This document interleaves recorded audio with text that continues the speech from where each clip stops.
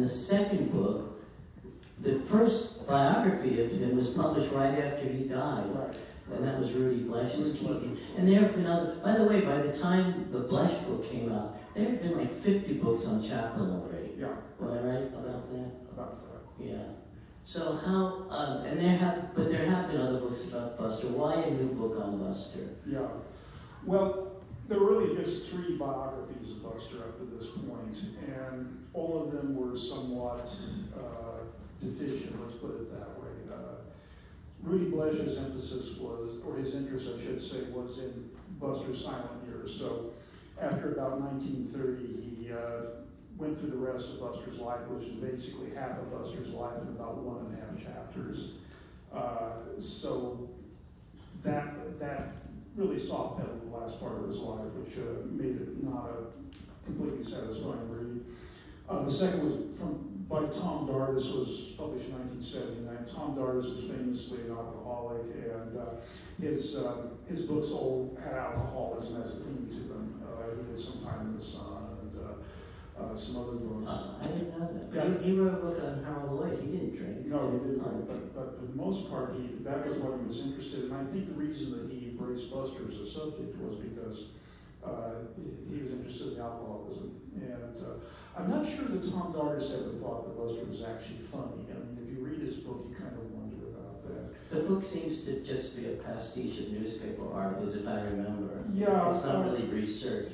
Yeah, well, he did get into the MGM files at a time when you could still do that, when they were out in a storage unit in Vermont, LA, which is, for years now, the MGM files have been closed to anybody. They're in Atlanta as property of the Turner people, and lawyers won't let anybody consult them, so that great material is there, but you can't see it. Dardis got to them at a time when they were available, and so fortunately I found out who bought Dardis's research from him, and so I was able to see some of that stuff myself, which was very useful. But Dardis also was very sloppy with his factual material, and so there were a lot of mistakes in the book, just careless mistakes, and that makes you wonder just how much what he's saying is valid, really. The third one was done in the mid-90s, coordinating with his 100th birthday, his centenary, and that was by Marion Mead. Another case where I don't think she had a feel for the subject. It was kind of an assignment for her. Well, her major premise was that he was an abused child, which we'll talk about. Yeah, that, and also she decided at some point that he was illiterate, which is demonstrably untrue, and it just was a strange piece of work. And I just want to say that all these authors missed the boat because Buster's life is so dramatic. It has 4 or 5 great acts. Yeah, it does. I mean, it's ideal material for both a biography and a screenplay. Yeah. And they really missed the boat on that one when they made the Buster Keaton story in 1957. You can see that one on YouTube if you're a masochist and want to sit through it. Except for one thing, I think Donald O'Connor was ideal casting. He was very good casting for the Yeah. time, I agree. I suppose if you're going to do it again now, you'd want to use an unknown almost, but the kind of quality that you'd have to have in somebody who would play Buster Keaton makes it a tough casting call. I mean, you have to have the acrobatic skills that Buster displays so beautifully in his films. You'd have to have at least a modicum of that look, because Buster had one of the most unique faces in all of cinema. And well, the one thing Donald O'Connor had was he grew up in vaudeville like Buster. He had the exact same upbringing. He was immersed in vaudeville around show people. He understood Buster. That's true, and Buster coached him in how to do some of his signature moves. There was a great layout in Life magazine in the period just before they started to work on the film, and they were together in the Paramount Gym, which was actually the barn in which the first film in California, or in Hollywood I should say, was shot in 1913, The Squaw Man. They turned it into the gym on the Paramount lot. It's now the Hollywood Heritage Museum. It's across from Hollywood Bowl in Los Angeles, but they were in there both in sweats, and Buster was showing them how to do things like Buster's. They came to call it the Butcher Boy Fall, but it's where Buster would take walk up to a counter or a table or something, put one leg up on the table, then put the other leg up on the table, and then he'd just kind of be in midair for a couple of seconds, and then he'd fall. Flat on his keister, is one way to say it. We could call it the keister fall. And he learned all these falls in vaudeville. Yeah, well, he did. He claimed that one was his father's invention, that fall. But he perfected it. In seven chances he goes into the theater, he's kicked out, and he flies like this on his behind with his legs straight out. It's amazing. Yeah, it is. But this is all stuff he picked up in vaudeville that he brought to the films with him, and it gives you a sense of just how skilled he was and how practiced he was in doing those kinds of moves. You just watch him agape, and he was never injured doing them because he knew exactly how to fall, what parts to avoid falling on, and he was injured once, but he didn't know it. Yeah, well, that was the story. That was when he was making Sherlock Jr., which has not screened yet, but it will soon. Yes. And as he later recounted, and you see it in the film, you can actually see where he was injured. He's on top of a train and he grabs onto the spout of a water tank in a rail yard. The train keeps going. He drops down to the ground, and the water comes on top of him as he's dropping down. I'm doing a very poor description of it, but the water hit him with greater force than he was anticipating, and it pushed him onto the tracks, and his neck hit right against one of the rails. And years later, there was an x-ray done when he was in the hospital. The doctor said, "When did you break your neck?" And he was unaware that he had ever broken it. This is about 10 years later. So all he did was he decided he needed a good stiff drink after doing that, which he did. He went to the house of Charlie Chaplin's ex-wife, Mildred Davis, and this was during Prohibition, so you could just not go to a cocktail lounge or something. And so she gave him a couple of stiff drinks, and he was back at work the next day with a broken neck. He was a tough guy, he really was. Let's talk about his beginnings. He was born in a trunk. I hope people still know what that means. But in a town that wasn't even a town. Yeah, that's absolutely true. Yeah, in Kansas. Pequot. Yeah, Pickwick.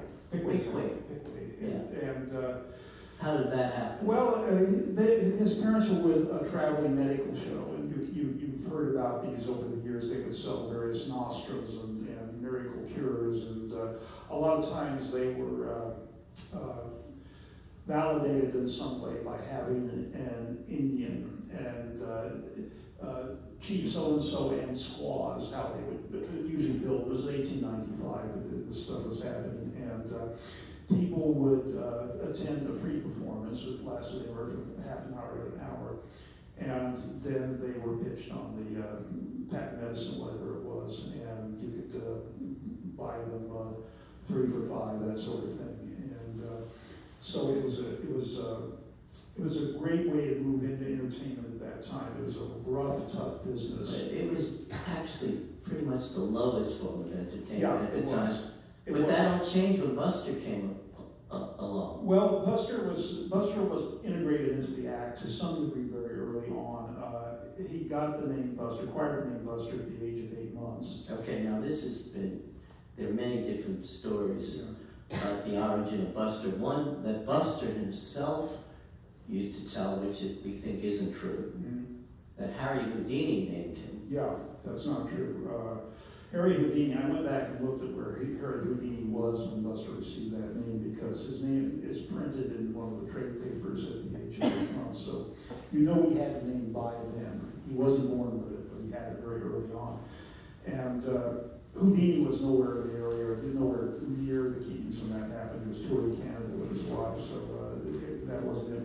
In 1903, Joe Keaton, Buster's father, wrote a long letter to a hometown newspaper in Indiana and described how that happened. It was not Houdini at all, but the British-born manager of the medicine show that they were in at the time. And Buster had a propensity for bouncing down the staircases and otherwise falling, and that was when he was first getting his experience in how to fall and not injure himself. And So he came bouncing down the stairs, and this gentleman, again, who had British slang ingrained in him, and he said, "By golly, that's a real buster." And in Britain, a buster was a profound fall. And so you could say, for instance, "Come a buster," and that meant that you fell in a resounding manner. The other variation on that is "Come a cropper." But he said, "Come a buster" that day. And so Joe Keaton said that's a great name for him. So he became Buster Keaton at that point. And at the age of 10 months, he was actually being listed as part of the act. And he was a star by the time he was 5. Yeah, pretty much. He joined the act full time when he was 5.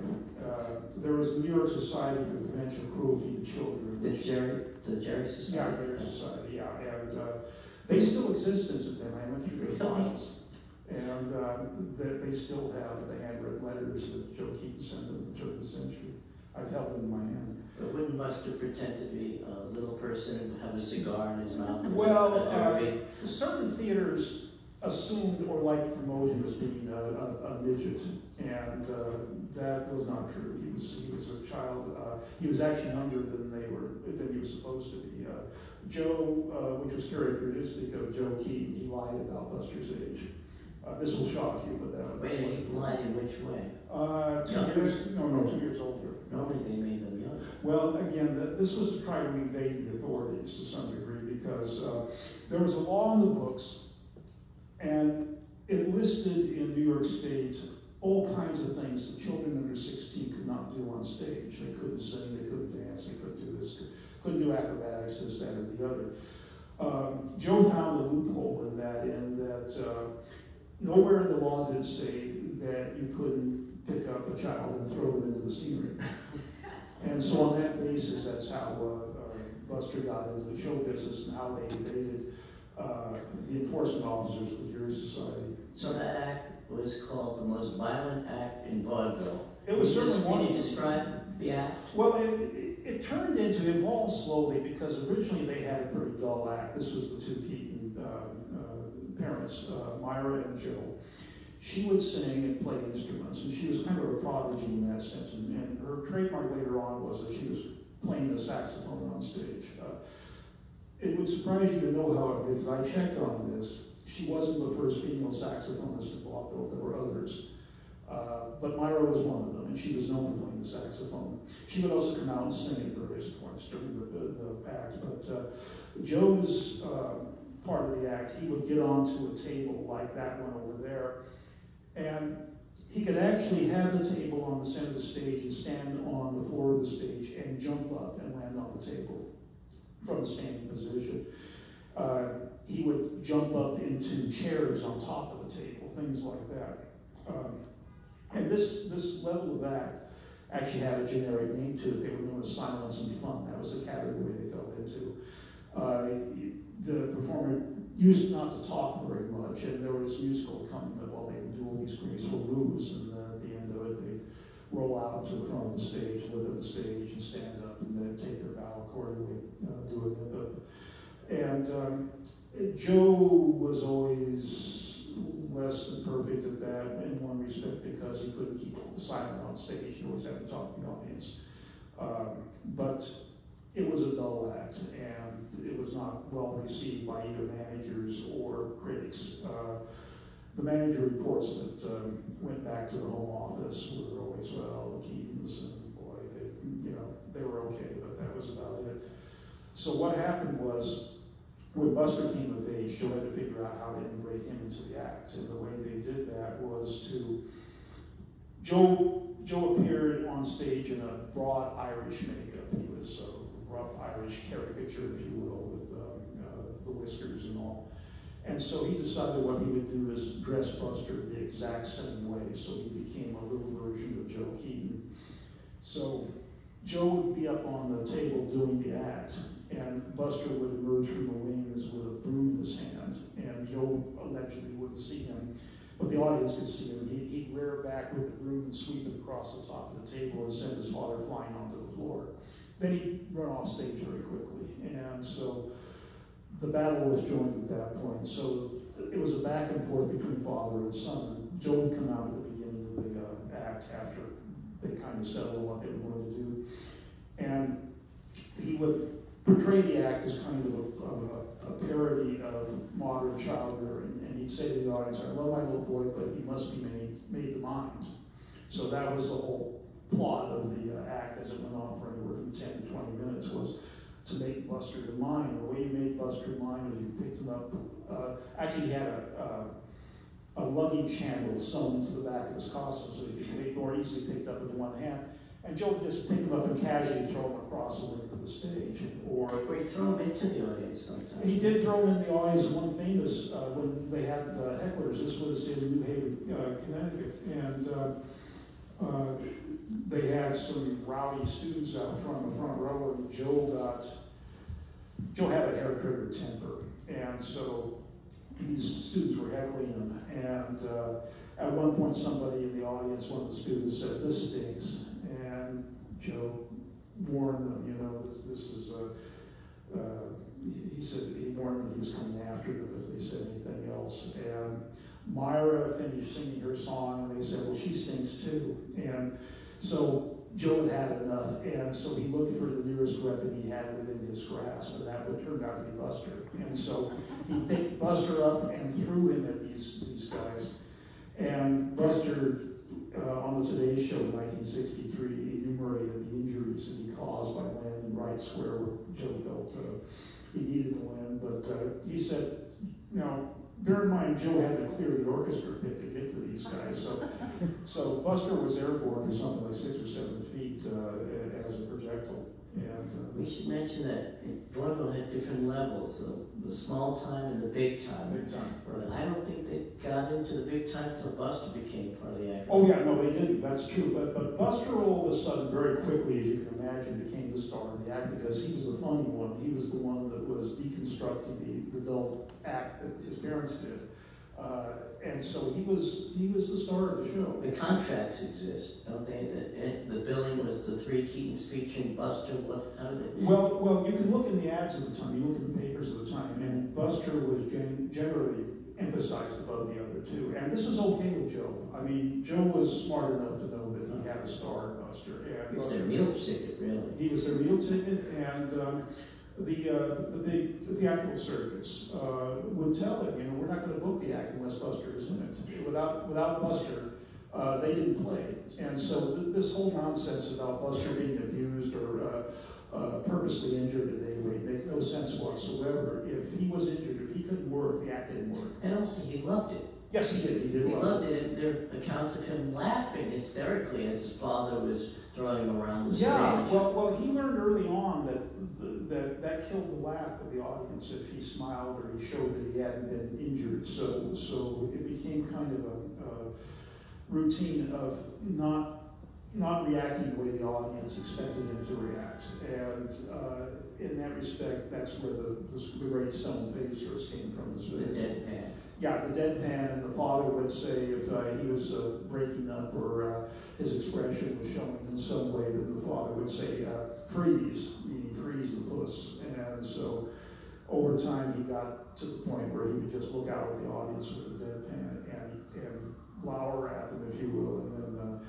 the laugh would start to build at that point. It's kind of like what Jack Benny later did with his double takes, where he would just kind of pause and just kind of look off like that at the audience, and the audience laugh would just build and build and build. And that's how Buster did it. And so that's where the stone face came from initially. He was only a kid when about 7 years old when he was doing that. As he got older, though, a teen, he became a solo act. Yeah. He went to New York with his mother, and then he was in the army during the war, World War I. That's right. And then he broke into the movies. How did that happen? Well, he had broken up the act in 1916, in early 1917, came to New York, and he signed with an agent.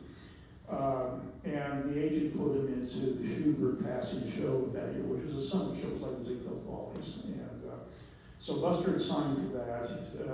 What was he getting, 300 a week, something like that. He was a well-known figure in vaudeville, but the Schubert show was legitimate. It was not vaudeville, so that was another step up the ladder for him. He agreed to do it. He was going to have some say over what he was going to do in the show.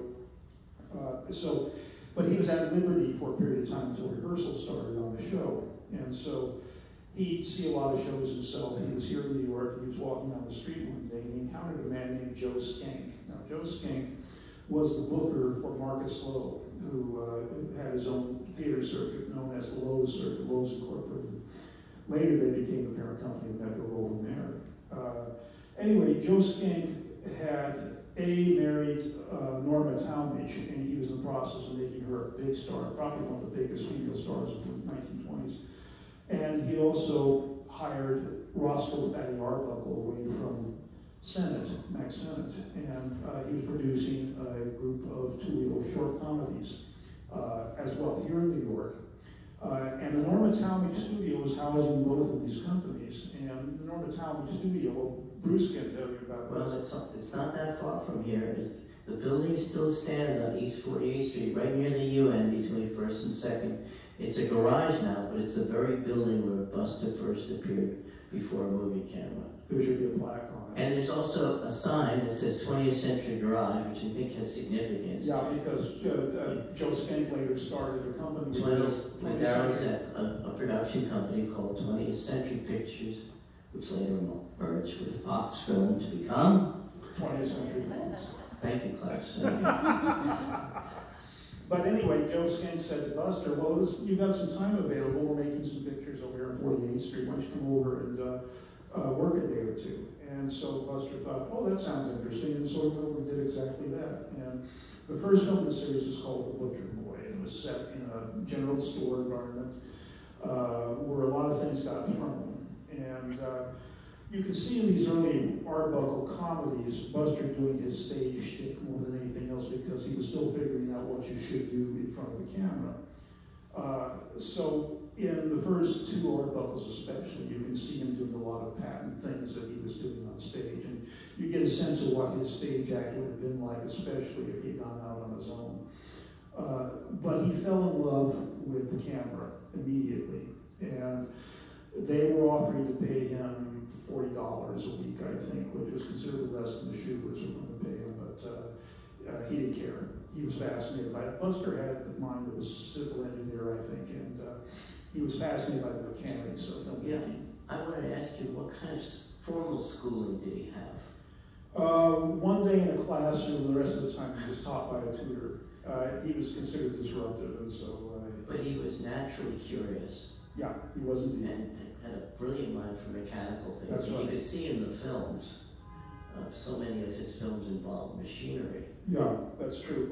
Well, the thing about it is he had this instinctive sense of what you could do with a camera. A lot of comics, who also obviously from that time came from the stage, would do things on camera they did on the stage.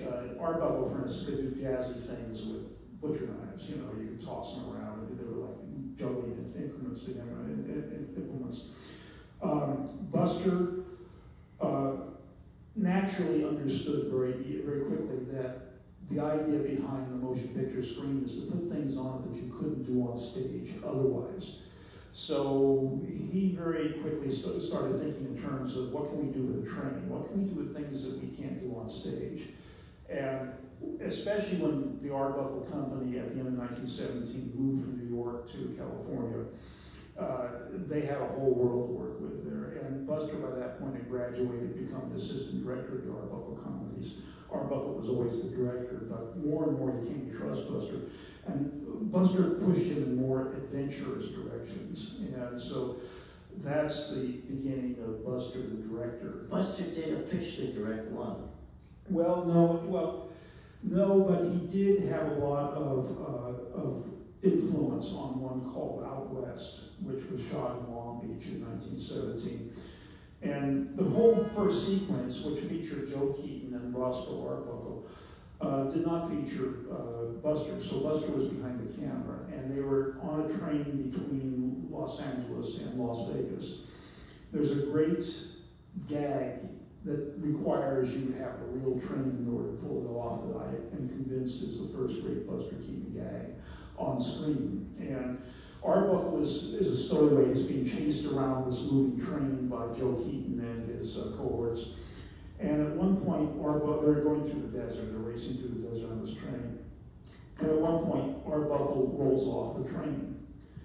So rather than scrambling back onto the train again, he takes a moment, he decides to have a smoke.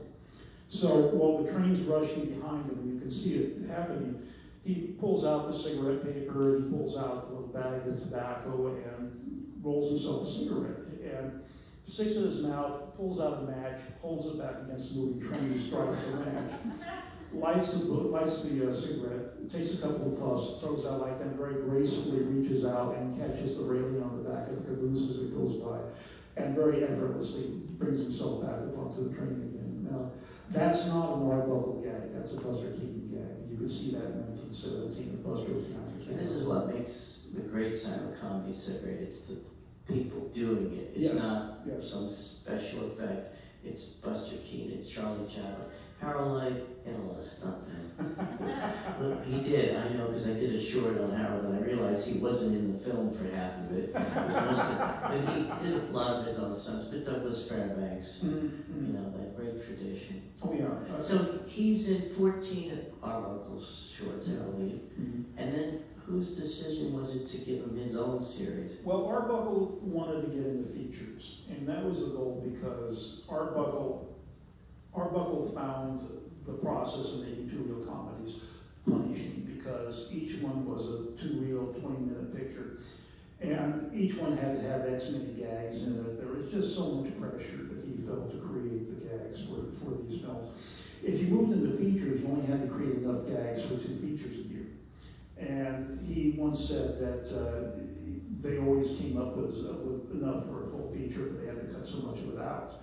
Now they would cut less of it out, and so Arbuckle felt he could sleep nights better if he would just move into features. And so he did a deal with Paramount and Joe Skink, and they moved him into features, and then they decided to elevate Buster to his own series of comedy shorts. And the first one he did, it was shot in Los Angeles in 1920, was called The High Sign.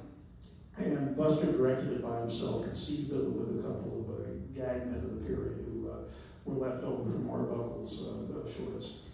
And he wasn't happy with it when he finished. It took a while to do it. And he shelved it. I think they were able to make it for, I want to say, $18,000 in 1920 money. And the studio manager, a guy named Manger, said that he at least wanted to put it in front of an audience because they had about 20 grand tied up in the thing. And he didn't think it was that bad, but Buster said, no, I need a stronger film than this. So they put it on the shelf, and eventually it got released.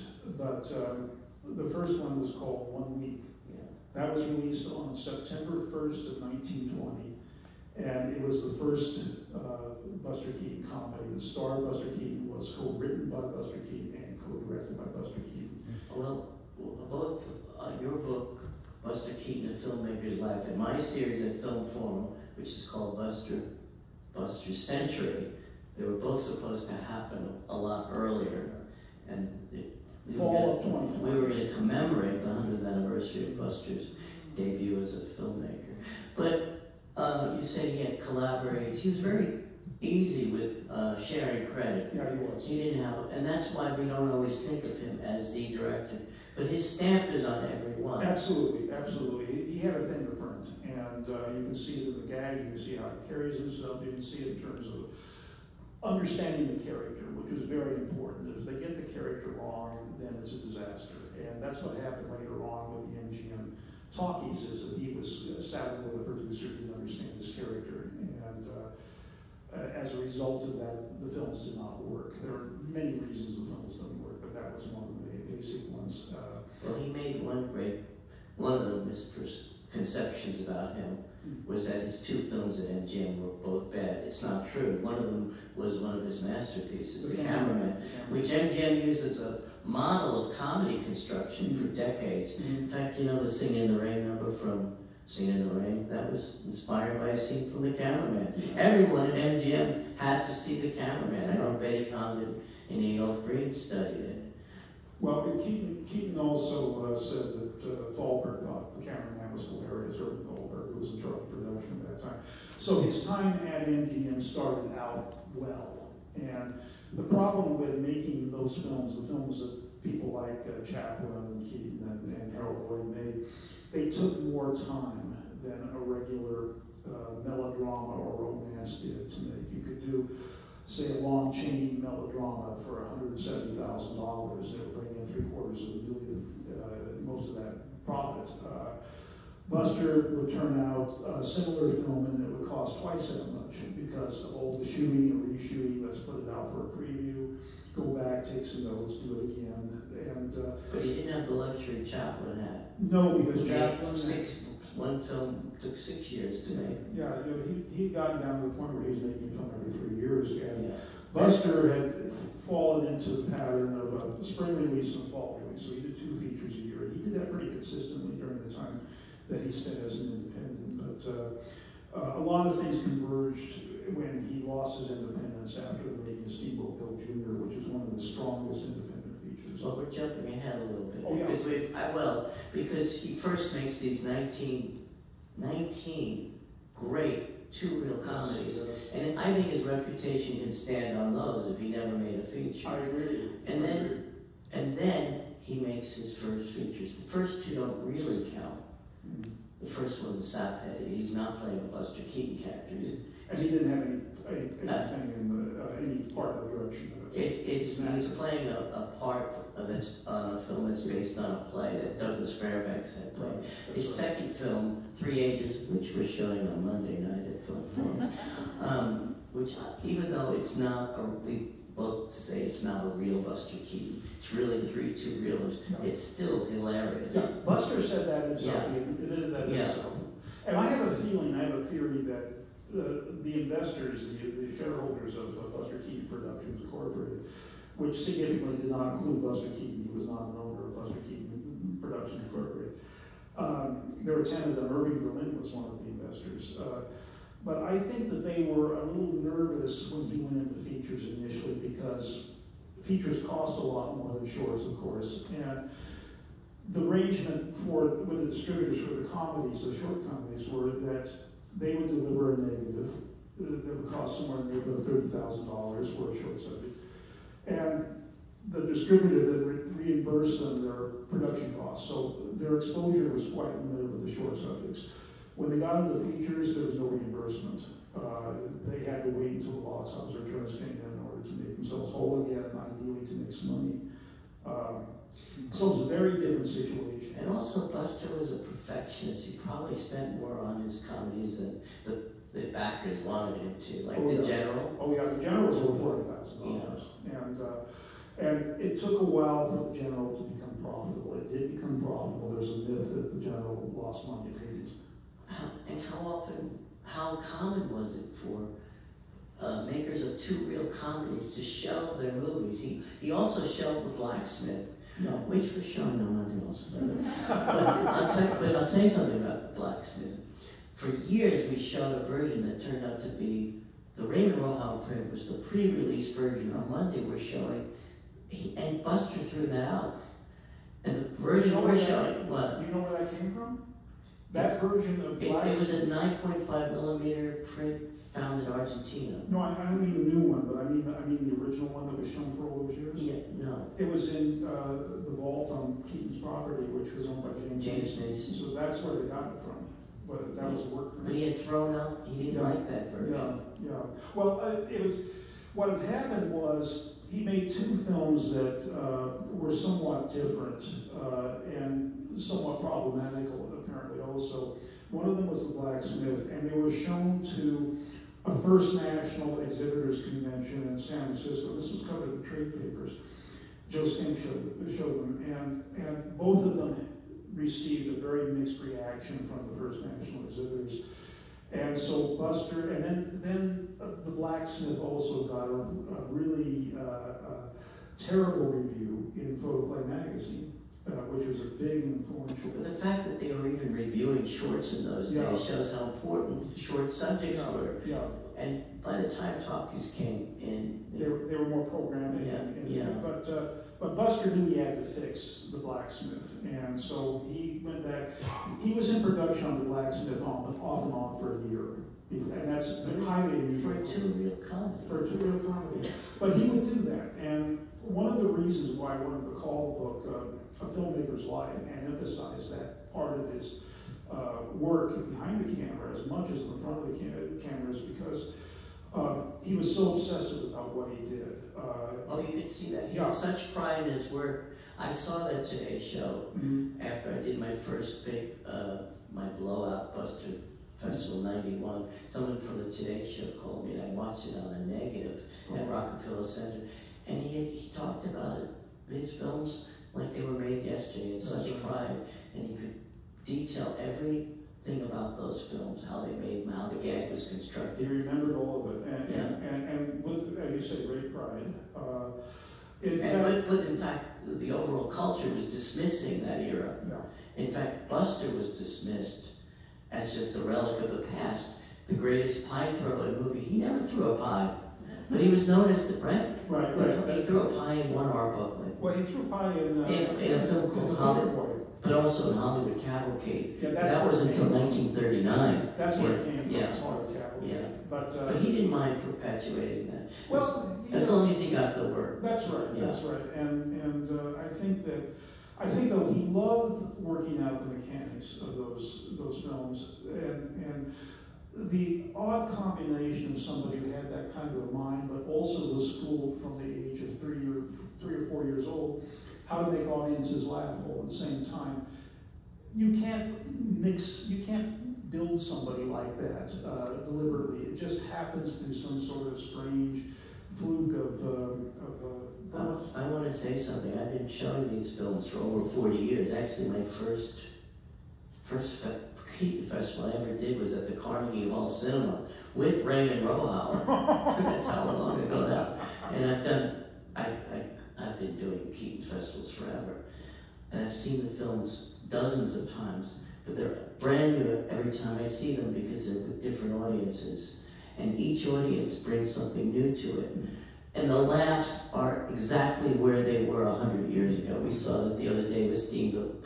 Steamboat Bill and also Our Hospitality. Right. I mean, all the gags landed in that film. If you were at that showing the other day, you saw that happen. And it's such a great pleasure to show these to audiences that haven't seen these before. We're getting a lot. We always get little kids. Yeah.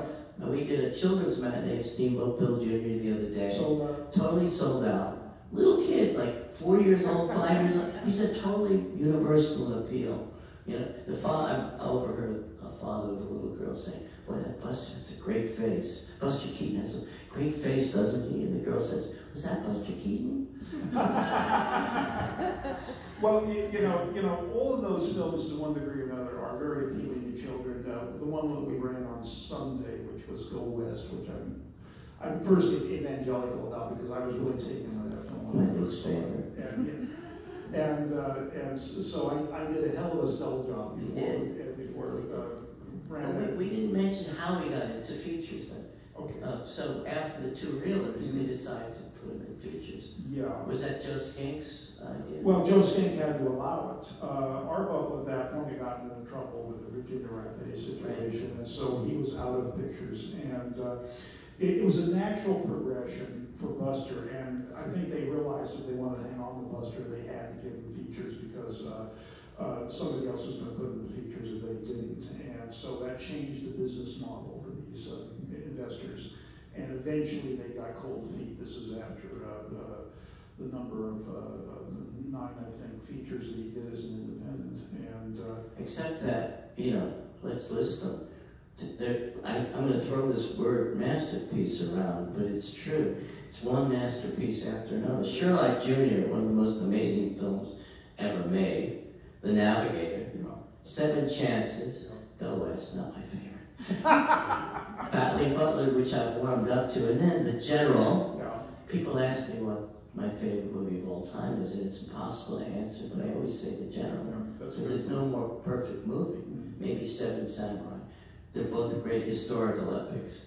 college, which is not bad. No. And then he ends with Steamboat Bill Jr., one of his greatest comedies. And it's amazing the level of turmoil that he was in at the time he was making Steamboat Bill Jr. He was up in Sacramento.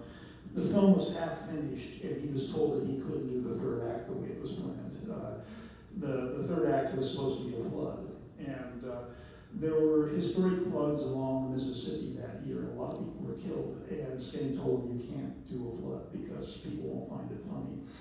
So Buster had to figure out how to reconfigure his last act in this film. And at the same time, he was told Steamboat Bill was going to be his last film as an independent, that the investors wanted out. So it was with that pressure in the middle of shooting that he completely reimagined the ending of his picture, and also came to grips with the idea that he had lost his position as an independent filmmaker. We should mention that when he did features, he also reinvented himself into the Buster Keaton character we love. That's true. That in the two reels he's doing surreal slapstick comedies, more vaudeville. He's got the pork pie hat, which he pretty much got rid of in the features. It makes an appearance here and there, and then he got rid of the slap shoes. He plays a lot of rich characters. Plays a character very similar to Harold Lloyd's characters. Yeah, he does. And kind of a partly romantic action hero. Well, he understood that you had to tell a story with a feature in a way that you did not have to necessarily when you made a short subject, because you had to sustain an audience's interest, and you had to get the buy-in from the audience, which if you threw a basic idea at them and developed it like he did with 1 week, where you're going to put together a house, and what happens if the numbers get screwed up, you know, what's a house going to look like and what's going to happen. And that's good enough for a two-reel short subject. You can't make a feature out of something like that. Why do features hold up so well? They have everything. They have comedy, romance, action, pathos. Yeah. Well, it's like Our Hospitality. That's a tremendous balance of both comedy and tragedy. And he had a pattern with a lot of his films where he would start out with a deadly serious few minutes, and in Our Hospitality it's this feud gunfight that results in the death of two people. There's nothing funny about it whatsoever. In his short subject, The Paleface. Yeah, by the way, Our Hospitality has an intertitle that brings the house down in New York. Oh, yes. In the first few minutes, can you describe it? Well, it says from an old print, 1830, Broadway and 42nd Street. And they show this country road intersection. With a single house. And he was great on historical accuracy. Yeah, Our Hospitality is almost a dress rehearsal for the general. It's like a daguerreotype almost. Yeah, it is. You know? It is. It has a real great sense of period. But see, the thing that Buster sensed also was that the setups needed to be deadly serious, and that's why he did them that way. He wanted a very solid foundation, a very solid structure on which he could build the comedy. If he started out with a ridiculous premise at the beginning, then there was nowhere to go. He said he always wanted to make sure that the laughs were not too profound in the first reel, because you had nowhere to go at that point. You wanted the first reel to be amusing, but you wanted to set up the story of the audience, how they were going to do things for the rest of it. And the development of these films and how he plays them out is extraordinary. Our Hospitality, his second feature, that's as good as anything he ever did. Well, if you don't count the Sap No, It's his third feature. Yeah, it's as good as anything he ever did. Yeah, it is. It is. It's nearly perfect. It is perfect. And it's interesting in that when I started to work on this book, I hadn't seen some of the features. I'd seen the representative sampling of all this stuff, but I had not seen 3 of the features, I think, and one of them is Our Hospitality. And I saw Our Hospitality cold. I really wasn't sure what it was even about. And I was working on the luxury of being able to watch these things as I was writing the book. And so I was steeped in his biography of that moment when he made a film like Our Hospitality, so I could stop and say, okay, now it's time to watch Our Hospitality. And I was blown away by it. I just thought, what a wonderful film this is. This is the DVD home video version with the great Carl Davis score with it. And it is just a beautiful. Yeah, well, Carl's scores are gorgeous. They're gorgeous. And under Kevin Brownlow's supervision. And there's just, I I can't think of another film from 1923 that has impressed me like that one. Well, he also made Sherlock Jr. Yeah. in 23, which is the second real feature, which is one of the most, like I said, one of the most amazing. Then The Navigator, Seven Chances, which probably has its greatest chase. Yeah, yeah. The wonderful thing about it is that's a perfect example of how something brilliantly original came from an accident. You know, that's right. You know, and then going back, putting it in front of an audience, trying to sense where you needed to punch things up, and then go back. So this is a science with him, but it was a great one. Most of the films aren't dated because there aren't that many topical references. There are a couple of racial images that date them and make them a little uncomfortable. And only a few of the movies, especially Seven Chances. Yeah.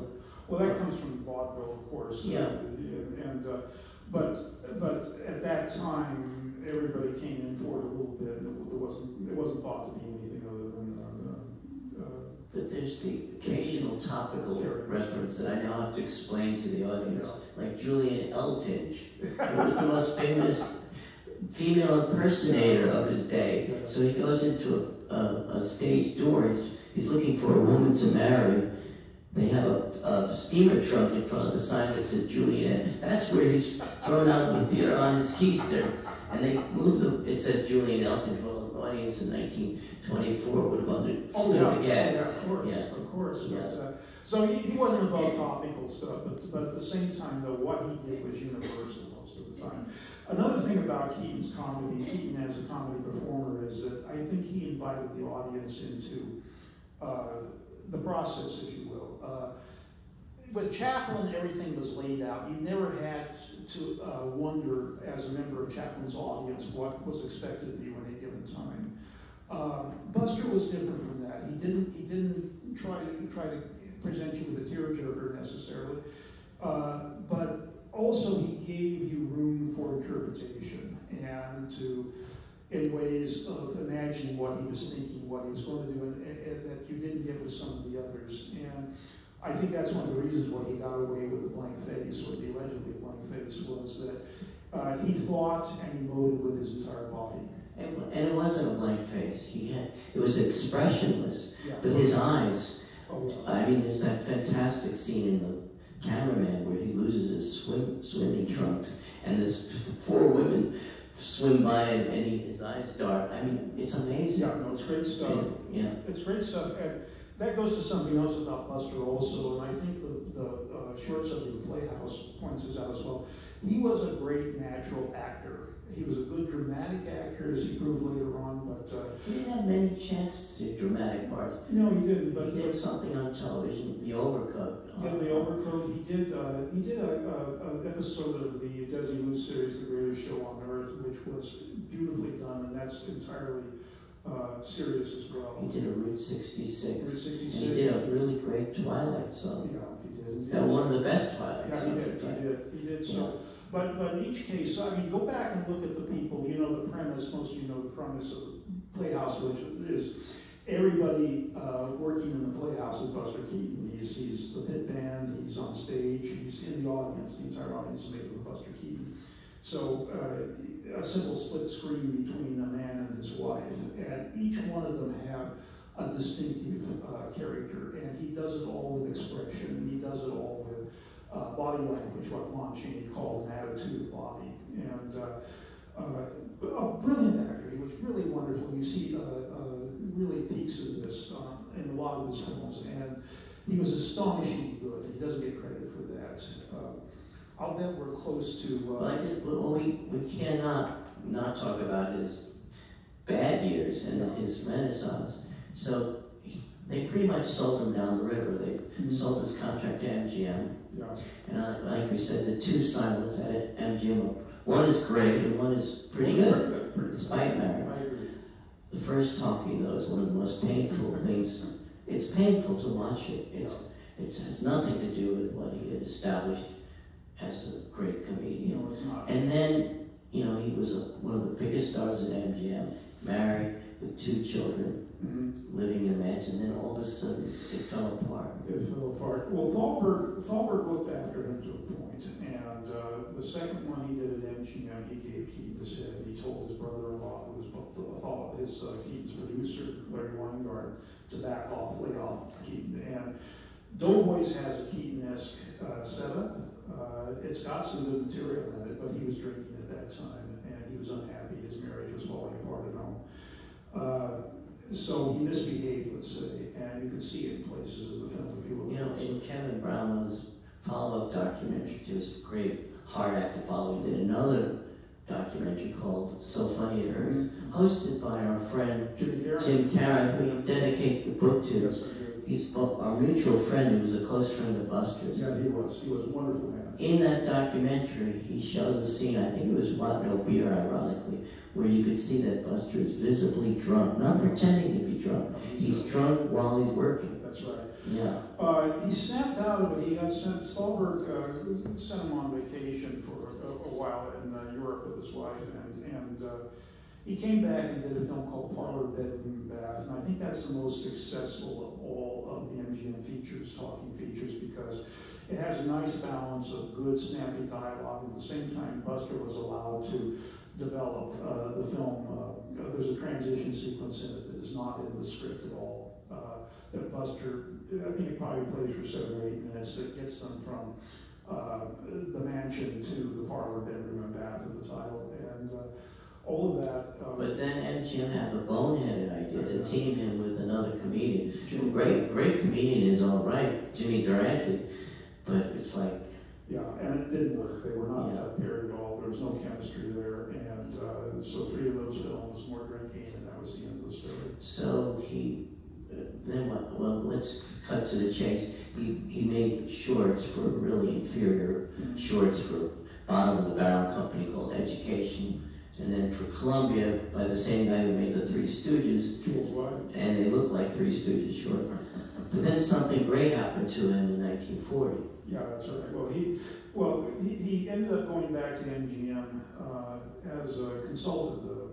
He was carried on the books as a writer. As a gag writer. Gag writer. And MGM was not a comedy studio. If you're going to be a comedian, MGM was the last place you wanted to be. Except that they were making films with the Marx Brothers. Well, they made Abbott and Costello, even Laurel and Hardy. He didn't work with Laurel and Hardy. Yes, he did. He did? He worked on one of their MGMs? Yeah, he worked on 2 of them, actually. And, they made the worst Abbott and Costello films. They made the worst Laurel and Hardy films. And the worst, well, the first Marx Brothers. He didn't like working with the Marx Brothers. No, he didn't. He thought they weren't disciplined. Well, of course, that doesn't surprise me. Buster was all about physical comedy, and so Groucho and Chico were more dialogue-based, and so he tended to concentrate on what Harpo could do. And I think Groucho resented that. But he liked Red Skelton. Red Skelton he worked with a lot at MGM, and he salvaged one of Red Skelton's pictures to the point where it was a guaranteed disaster. And he and Ed Sedgwick, the director, went back and retooled the thing, rewrote a lot of it.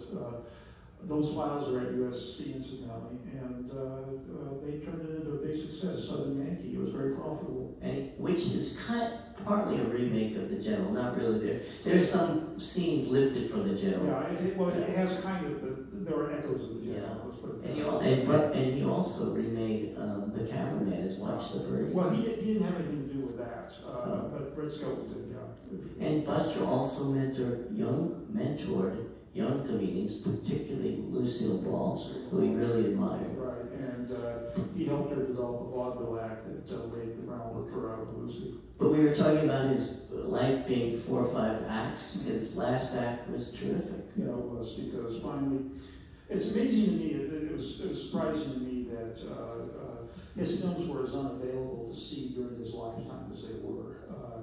It was very tough to see a Buster Keaton feature unless you went to the Museum of Modern Art here or a few other places that had access to prints. And not all the Buster Keaton features were known to be in existence at that point. Happily, it turned out they did exist.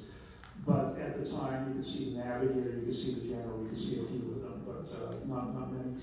But the great thing was, in Europe especially, they were able to muster through the various archives a very respectable show. Well, my friend Serge Bromberg at Lobster has discovered a lot of stuff. We're showing a lot of his restoration, including that blacksmith. Yeah. And he found the ending of Hard Luck, which was lost for decades. Yes, absolutely. Yeah. And so in Venice, they showed, they had a Keaton season at the Venice Film Festival a couple of years prior to Buster's visit there. He was there in the last months of his life for the showing of the Samuel Beckett film, which our friend Jim was in. Yeah, which our friend Jim was in. And so everybody there knew Buster Keaton's body of work because they had seen it within the last couple of years. He and Eleanor led to the mezzanine in the theater where they were to take their places, and a rumble of applause started to develop, and it grew and grew. And Buster leaned over to Eleanor at one point and said, "What are they applauding for?" And she said, "You." And there were people down below standing on their seats cheering for him, and they would not stop. And behind him, a standing ovation that would not stop. He finally stood up and turned around and looked and acknowledged him for the first time. Someone snapped a picture of him with a bewildered look on his face as he's being appreciated by the entire festival. And that picture is in my book. You'll see it. And he died soon after. He died soon after, but he knew that he was appreciated, he would be remembered, and that his films would be seen. And so it's a happy ending, but it was a wild ride getting there. He died happy, not necessarily rich, but I think he died happy. He had enough money to please himself, and I think that's what was important. He didn't need to count the money. He just wanted enough to pay for a bologna sandwich and his train set. And his train set, that's right. Well, thank you, Jim. Thank you. If you want to know more, you have to get the book. Do we have time for one or two questions? If anybody has some questions, and I can pass a mic. Okay. Yeah. Well, I guess.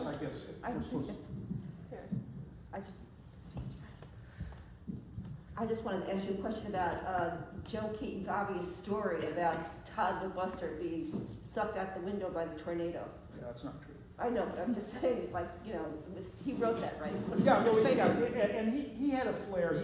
Joe Keaton in another life could have been a press agent. He had a flair for getting press. Yeah, so he made up these stories. One that he used in a lot of local papers where they were appearing in vaudeville was one where his family, they were going to get on the train to make a jump to the next city, and they to the next city, and so Joe sees a sign at the terminal that says saloon, and so he of course has to go in and visit the saloon long enough to down a glass of beer.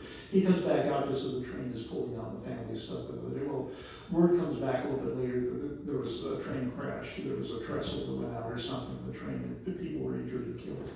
And so the story of the conclusion is that Joe saved his family through the good offices of a glass of beer. And that was repeated over and over again in various papers. Thank you. The Houdini thing comes from Joe also. Were they in partnership with Houdini ever? No, not really. But they did know each other, and there are a couple of handwritten letters that survive in the Houdini collection in Texas and Austin. I love in one of the interviews, Buster calls him, it was Harry Houdini, the handcuff king. The handcuff king. And, well, Buster did work, they did work with Houdini, I think in Boston one place, and there's a story in the book about Buster and Houdini alone backstage one day. And Houdini just very casually just grabbed a hold of a padlock and just twisted it like that and handed it to him. No audience or anything, just him and Buster, but that was Houdini. Just a quick question. You mentioned that he was interviewed on the Today Show in the early 60s and talked about all his stunts. Yeah. Is that on YouTube? Can people see that? No, you can't. It's not on YouTube, but what happened was they devoted the entire show to Buster. This is in early '63. And you can go to the Paley Center for Media here in town and see if they have it there. On YouTube, however, just recently added was a Canadian TV interview that was done in '62, I believe, called Three Comedians. And it's a 20-minute kind of roundtable discussion on comedy with Buster Keaton, Burt Lahr, and Eddie Foy Jr. when they were making a film up there. So that is available on YouTube. The film itself was never released, but you can get a sense of the passion with which Buster talks about filmmaking there. And so if you've got a few minutes, it's about 17 minutes long. It's a very interesting little clip to see. I do hope that Today Show thing surfaces, because like I said, I saw it in negative form. It was hosted from the early 60s. It was hosted by Jack LaSculi. I forgot who the woman was. Pat, what's her last name?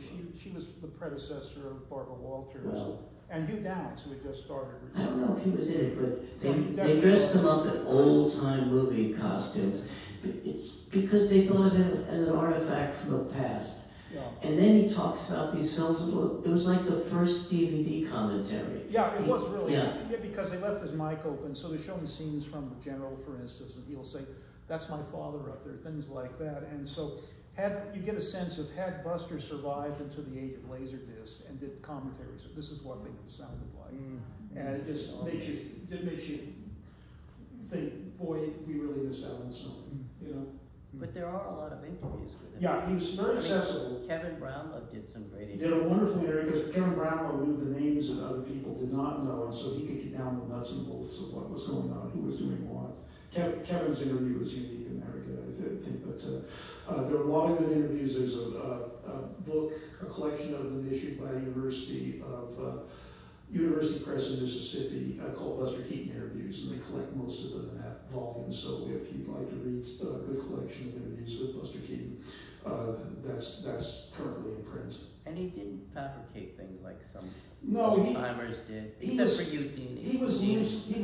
Well, he was too young not to. He was told that, at some point. But he was a little loose with details. But I think for the most part, he was the guy.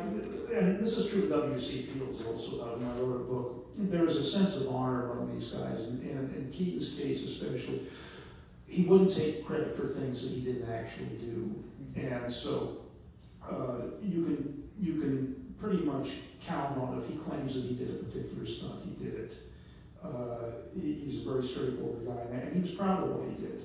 But I should mention also that his colleagues, Eddie Klein, Clyde Bruckman, who worked with him in Silence, they stayed loyal to him through his bad years. Yeah. And he worked with them in later years on television. That's right. That's right. So he was beloved among his colleagues. Yeah. No, it's hard to find anyone anywhere who had a bad thing to say about Buster Keaton, really. There was a time he admitted where he was drinking heavily and people kind of stayed away from him, gave him space, but I've not come across anyone who could ever say they hated Buster Keaton. Maybe Larry Weingarten, I don't know, but for the most part, no, he was a beloved figure. Should we close it there? Yeah, I guess we should. Yeah? Okay, let's give them one more minute.